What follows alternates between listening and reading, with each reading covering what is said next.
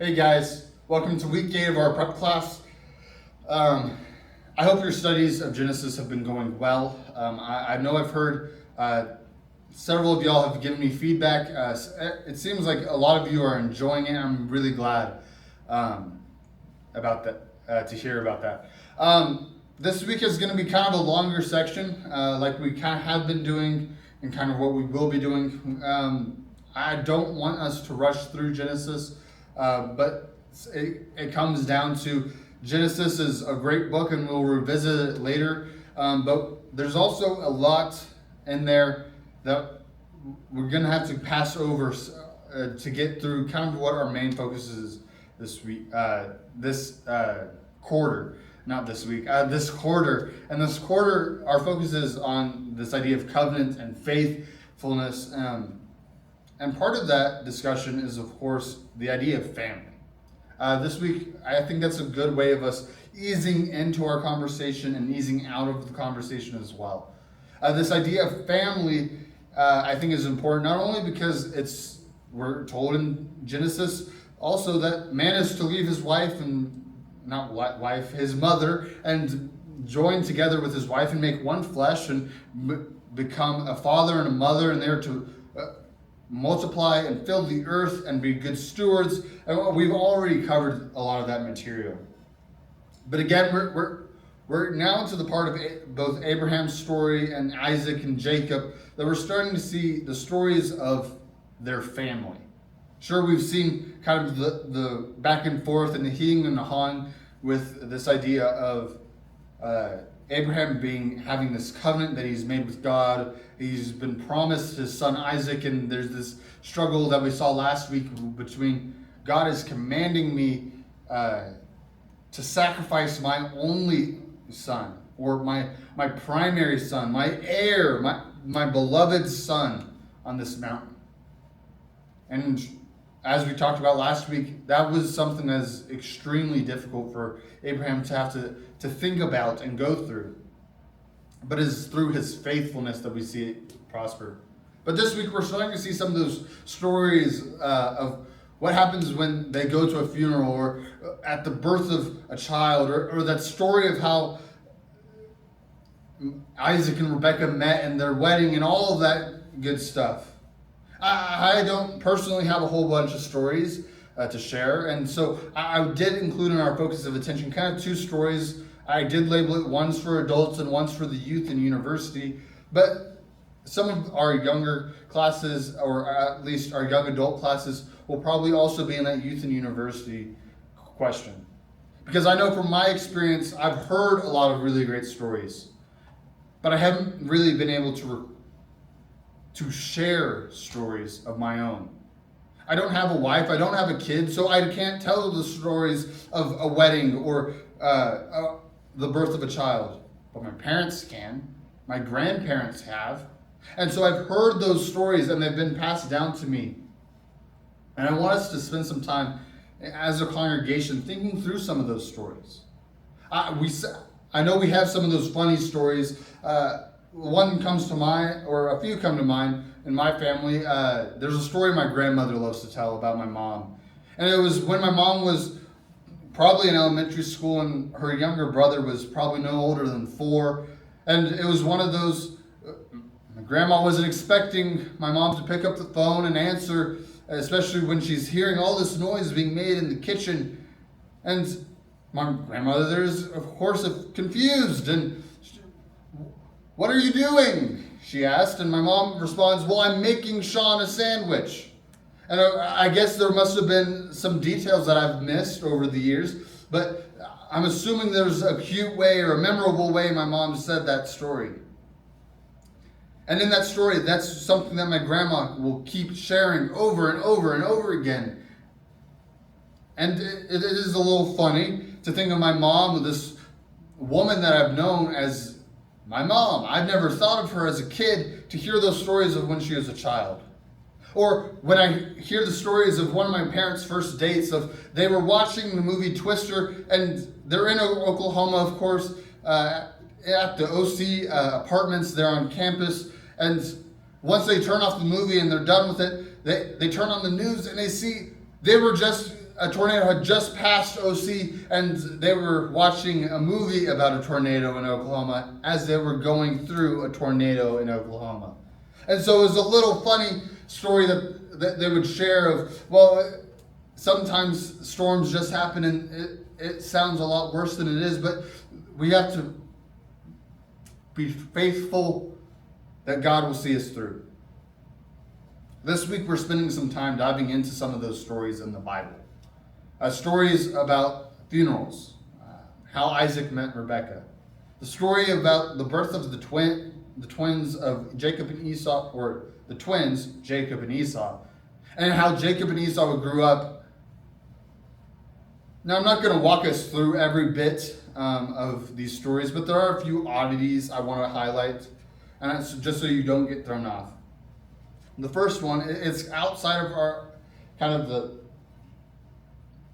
primary, I guess, focus or emphasis of Genesis, or at least of this week, at least in my eyes. I would really like us to focus on chapter 24 and the second half of 25. Not saying that if you want to go through chapter 23, you can't, or chapter 26, you can't. But I really want us to spend some time focusing on those stories in chapter 24 and 25. Well, in 23, there's this weird, odd language from the Hittites. They call Abraham the Prince of God. Now, many of us would sit there and think, well, no, there's only one Prince of God, and that's not Abraham, that's Christ. And Christ is the Prince, is the King of Kings. So how is Abraham the Prince of God?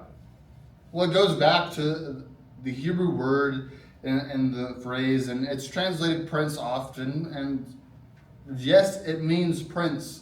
But a better translation, at least in my opinion, is you're the heir, the representative, the leader of God. Because in the story of chapter 23, Abraham is going through the funeral process. He's grieving, he's weeping, and then he arises after his weeping and is deciding, okay, where am I going to bury my wife? It has to be a somber moment. And these people from outside of the family of Abraham, outside of anyone who really has customs, is sitting there and saying, oh, we don't want to have to charge you for this burial plot. You are a prince of God. You are a leader of God. You're a man of God, is what they're saying. You're a representative of God. You're not a representative of some idol, or you're not like other men.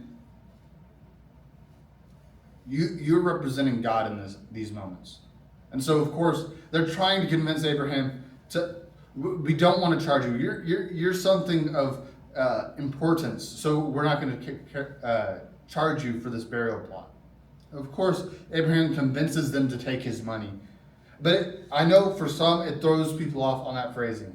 It's not saying that Abraham's a prince or a king or anything like that. It's saying that Abraham is an heir, someone who is set apart, maybe, as a follower of God in this moment. And the Gentiles, the Hittites, the Canaanites in the area are able to sit there and recognize that Abraham has something different about him. Now, I did include this in the notes because this is another one of those oddities. I don't know about you, it's still kind of weird to think about for me. It kind of makes me a little squirmish. But the idea is, in chapter 24 at the beginning, that covenant or promise Abraham is making his servant make, it's not actually Abraham's thigh. I wanted to include this in the notes, and I'm bringing it up now, not because I think we all need to have this conversation in class, but it's one of those, if we're going to focus on 24, I have a sinking suspicion that someone's going to ask a question about it, because it is weird. It's weird to say that Abraham told his servant, put his hand under his thigh. Well, it gets even weirder when you read some of those scholars and they say, well, it wasn't his thigh. That's a euphemism. It was actually his privates and his genitalia, or however they phrase it. And you may be saying there, why was this even something that's made? No. Well, it's one of those, just like the covenant practices in earlier between God and Abraham are a little different and a little weird. Walking between the animal carcasses and all of that. This is another kind of one of those weird covenant practices that we don't really see a whole lot outside of Genesis. Or really, we don't see it outside of this. And so there's a lot of questions of why. I'm kind of convinced of this. It's to show this is something that is very close to Abraham's heart. And it's very close to, it's to show an intimacy to this interaction. It's not something that Abraham is taking lightly. He's not going to write it down. One, because you could argue, well, did they have anything to write it down with? Maybe they did. Maybe they didn't. But it's also getting into that, well, if they had something to write it down with, well, that could be burned or destroyed and we'd have no evidence of it. But everyone's going to have the memory of what happens here. Abraham's not going to be soon to forget this agreement, and neither is his servant. This agreement that they're entering into is so near and dear to Abraham's heart that he wants the servant to understand that. He wants his servant to understand, this is so important to me. I want you to recognize how deeply I care for this. So much I do not want you forgetting my words right now or what we're doing here.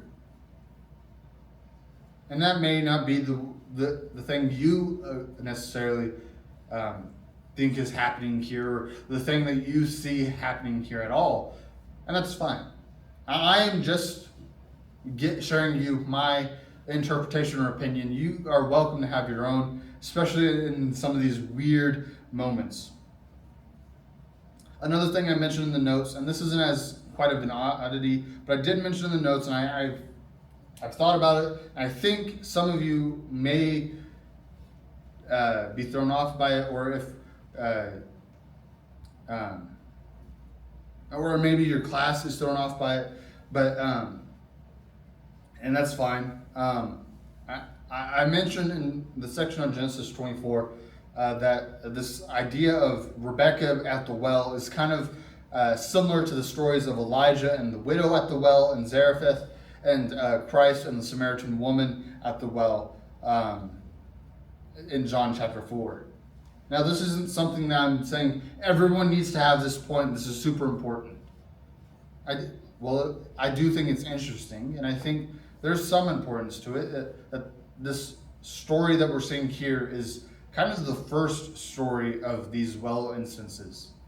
So that a Jewish audience who would have been reading, say, the Gospel of John would have sat down and said, hey, this sounds like the story from Genesis. This sounds like the story from Elijah. And even those who would, in an even older context, would be hearing the story of Elijah would say, hey, this sounds a lot like the story of Rebekah. And there are similarities, and I did highlight some of them. And it's not something that I expect every one of you to talk about. I know I will talk about it because I find it interesting. And so my class will just have to endure me talking about it. But I want to encourage you, especially because we're kind of wrapping up with the things I want to share here on this video. I want to encourage you to make this your own. I know there's a lot on this outline, or maybe there's not. It's up. Your opinion could say, no, you didn't put enough on this outline. And then I could sit here and say, I have way too much for my class on this outline. But it's one of those, I want you to take this outline, read it over for yourself, read it a couple times, or maybe just once, but also read these chapters in your Bible and go through them. And I'm encouraging you, if you want to take the outline and rip it up and make it something completely new and different, go for it. That's what we want. I just wanted to provide something for you guys to make sure that you're watching out for some of those potholes or those roots that are popping up onto our track so that you don't trip over them. But again, I want to reiterate kind of this framing, this question that I have for us.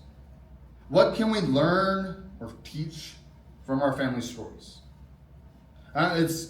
We could probably spend hours just talking about what we can learn from the story Sarah's funeral, or how Isaac met Rebekah, or the birth of twins and all of that. But I want us to spend some time also, and as you were preparing, thinking about what can we teach from our stories. And I want us to spend some time this week talking about that, as well as our section in Genesis. Guys, I'm so glad that you're doing this with us. Thank you so much.